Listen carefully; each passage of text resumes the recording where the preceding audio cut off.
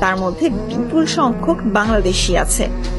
সংগঠনটি বলছে মোট 9টি রুট দিয়ে লোকজন ইউরোপে প্রবেশ করে। এর মধ্যে বাংলাদেশিরা সবচেয়ে বেশি ব্যবহার করে সেন্ট্রাল মেডিটেরিয়ান রুট। এই রুটে লিবিয়া থেকে ভূমধ্যসাগর পেরিয়ে ইটালিতে পৌঁছায় অবৈধ অধিবাসীরা।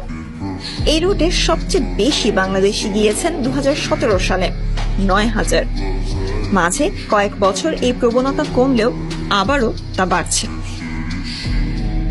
সংগঠনটি বলছে 2009 সাল থেকে এখন পর্যন্ত প্রায় 35,000 বাংলাদেশি গ্রেপ্তার হয়েছেন। এছাড়া বিভিন্ন রুটে প্রায় 30,000 বাংলাদেশি ইউরোপে প্রবেশ করেছেন।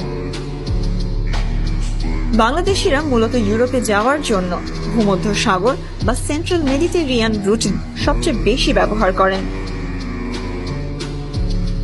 প্রশ্ন হলো, কেন সবাই লিবিয়া হয়ে ইউরোপে পৌঁছাতে চায়? এর কারণ করছে তার তথ্য তুলে ধরা হয়।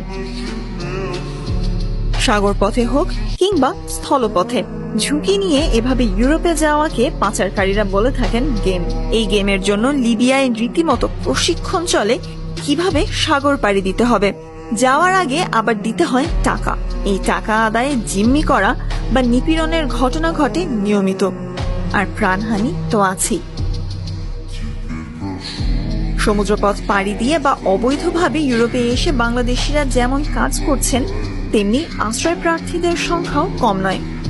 ইউএনএইচসিআর এর তথ্য বলছে গত 2 যুগে লাখ খানেকেরও বেশি বাংলাদেশি ইউরোপে আশ্রয় চেয়েছেন। এর মধ্যে সবচেয়ে বেশি আশ্রয় প্রার্থী ফ্রান্সে, এরপর Italy, Greece, Germany, Austria, Hungary. Sultana Zakia.